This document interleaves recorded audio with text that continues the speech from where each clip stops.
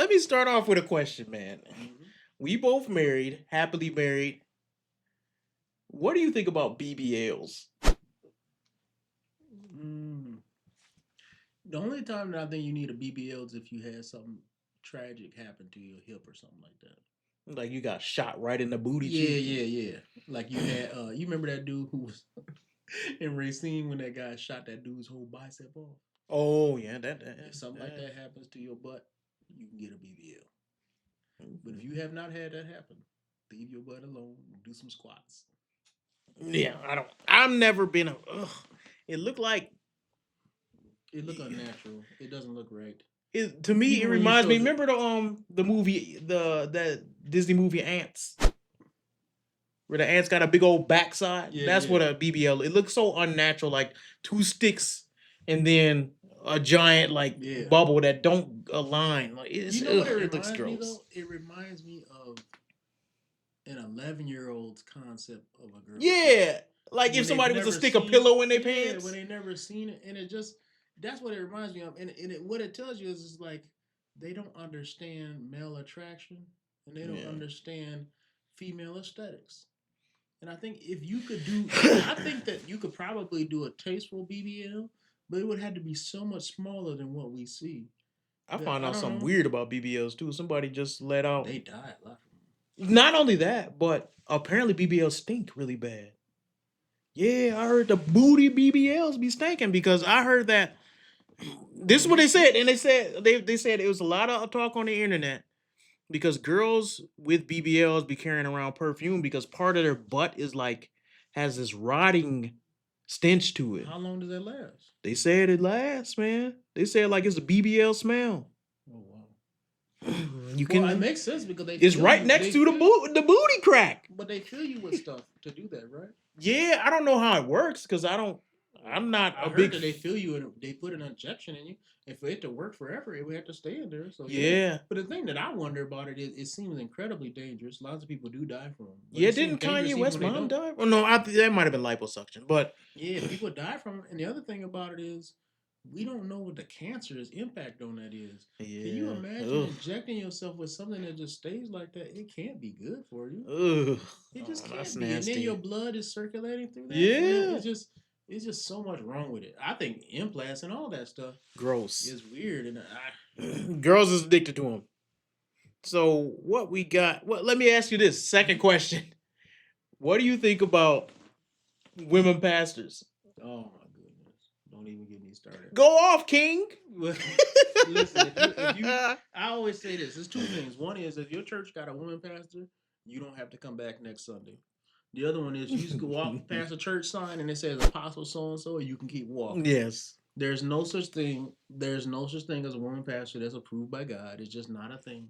So if anybody want to think otherwise, you can just turn to 1 Timothy or to Titus. Debate me, bro. Or Ephesians 4, and you can look that God has given men to be leaders of the church. And if you get mad about that, get mad at God. So you think if those two things are negative, right? Mm-hmm. You put two negatives together and make a positive.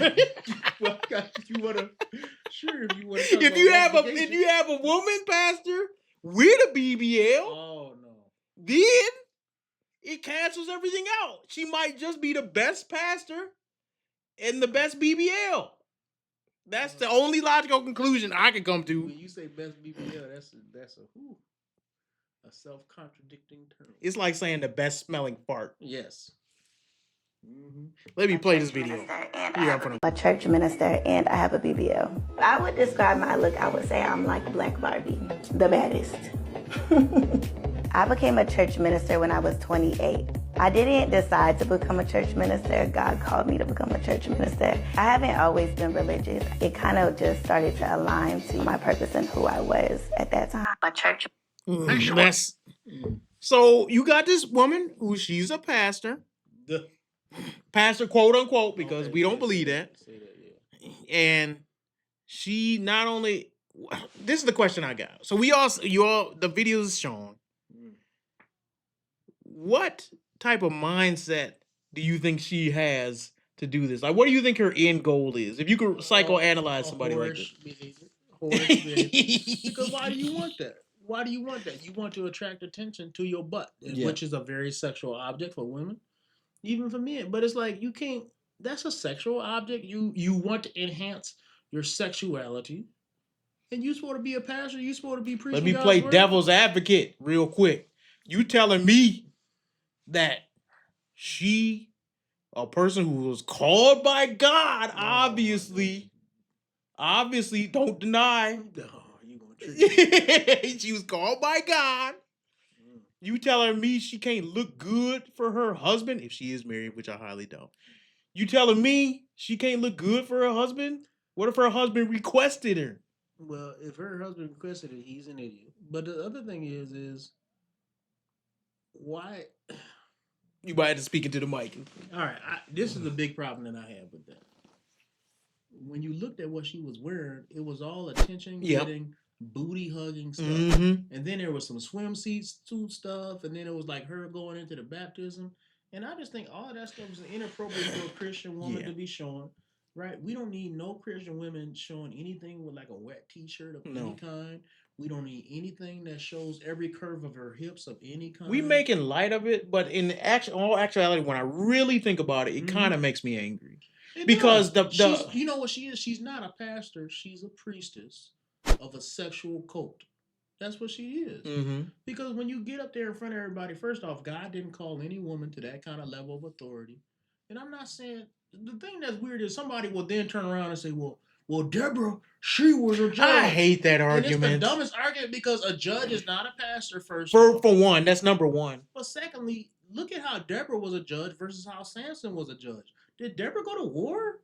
No, she didn't. Barack went to war. She went with him. She was to call the man to do his job. And that's what she did at first. And then Barack said, I won't go if you don't go. And then she gave him a curse. And she said, because you're making me go with you, the glory will not go to you. It will go to a woman. Which was meant to be for his shame. I was just going to say that. Here's part of they missed the whole point of the story. The whole point of the story is he was not being the leader that God called him to be. And therefore a woman had to come do it. It wasn't like, oh, God appointed a woman because she was so skilled. She was more skilled than all the men. She even said, you're not doing what you were called to do. And therefore, it's with shame that I have to get you to do it. It wasn't because I'm such a strong, great woman that I'm going to lead. She didn't even accept that. No, and when you look at it, if you really want to break it down, one of the best texts to break it down is when Miriam and Aaron confronted Moses. Because if you look at the order of the names in that text, it tells you everything you need to know. I remember you talking about this. And Aaron confronted Moses. And then they kept confronting Moses, and God rebuked her and struck her with leprosy because she challenged Moses. It was a very feminist mindset by which she challenged Moses. Moses didn't say anything. God rebuked her. And then Aaron said, oh, Moses, my Lord. he was good for that. And then after that, it started being Aaron, Miriam.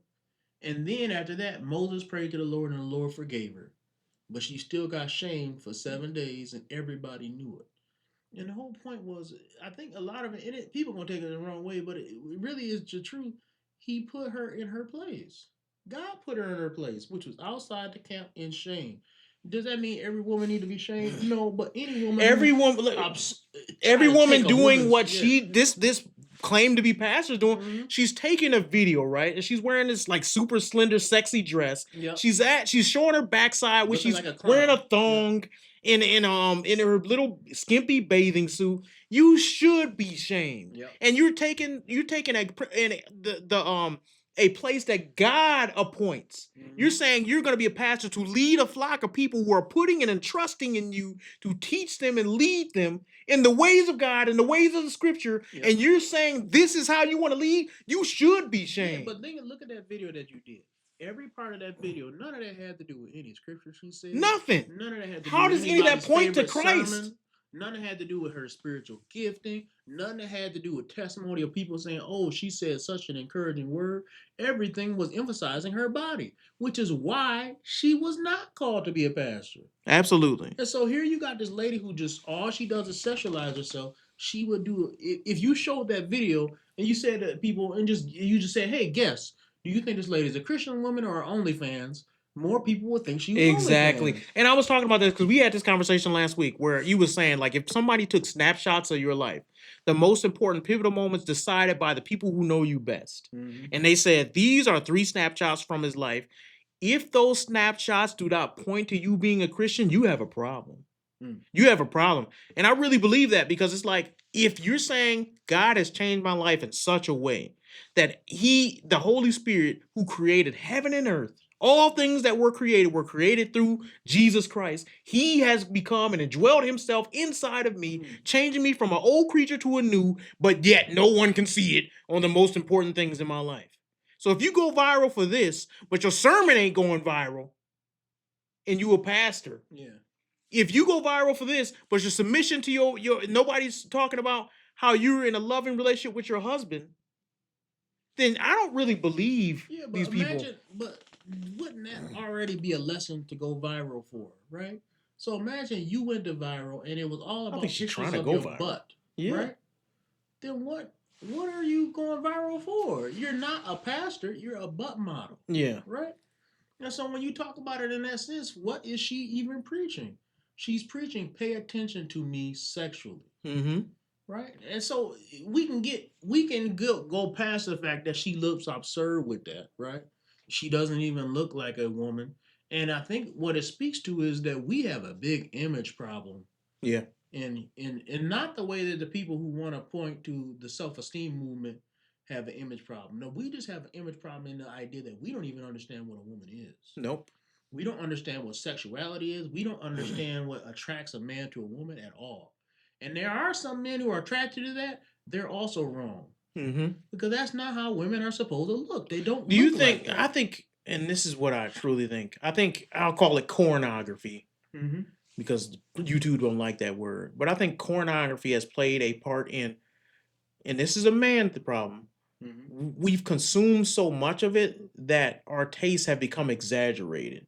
It's like to the point where you don't just want a hamburger. A lot of men truly will look just, this is a metaphor. Mm-hmm. They don't want the basic hamburger anymore.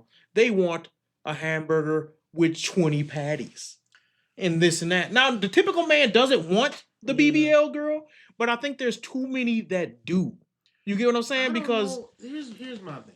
I don't know that has to do so much with the corn as much as it has to do. You don't think it does? Well, no, that's wrong. It does have a lot to do with it. I would say this because in regular life, it used to be. If you go back to 70s and stuff, you would see that regular women would turn men on. You know what I mean? And they still do for the most part. But I'm saying, like, a lot of these girls, they're going for the Kim Kardashian. They're going for a lot of this stuff. It's affecting men and women is what I mean to say. Mm-hmm. And what it seems to be, the exaggerated look, the gigantic butt, the giant breast. This, to me, comes from a pornography mindset. Yeah, but I wonder... Do you think that... Who's my only concern with that, right? And I do agree with you that it has to do with some form of sexuality. But to me, it still reflects a 10-year-old who hasn't seen porn or corn's mentality. Because you sit there and you look at it, like, example, when I open a Marvel comic book, they will look in some senses like she did, but not as bad, but they will look some senses like she did, and that was to play to my 12-year-old sensibilities, right? An exaggerated feminine form. Exaggerated feminine form, which means that you don't, when you have an exaggerated feminine form, like, let's say you're drawing a lady and you draw her super exaggerated feminine form.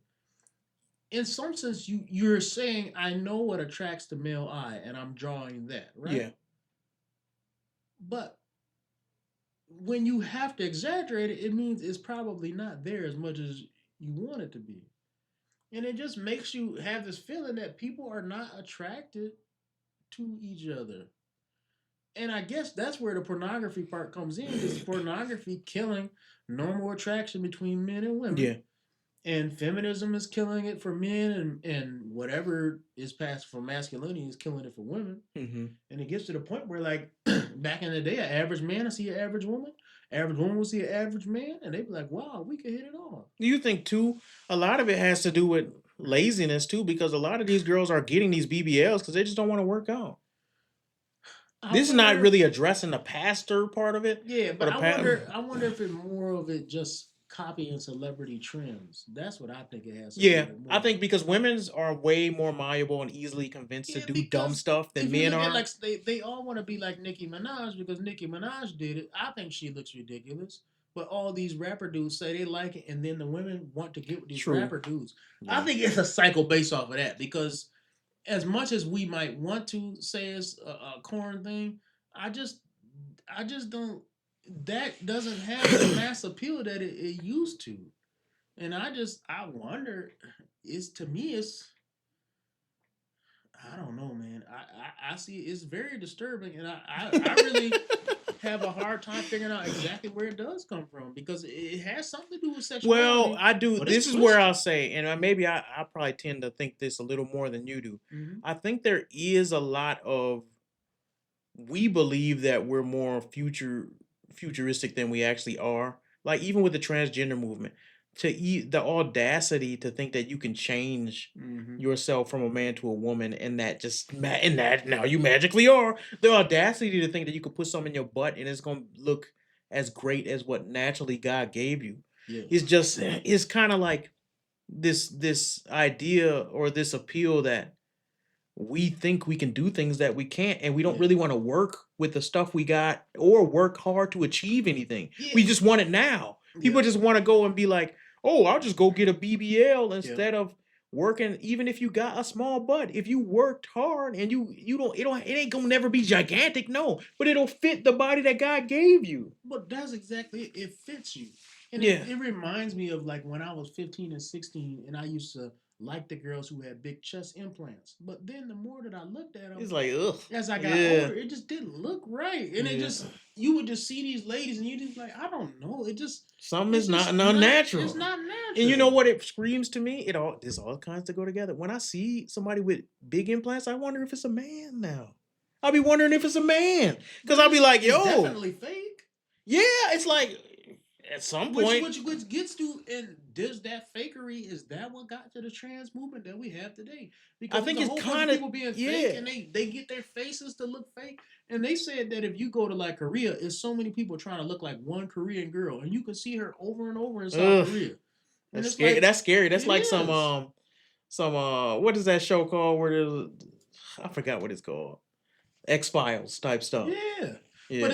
What it speaks to me too is there's a big pathology in especially for black females, but black female thinking where they think that they have to be something that they're not.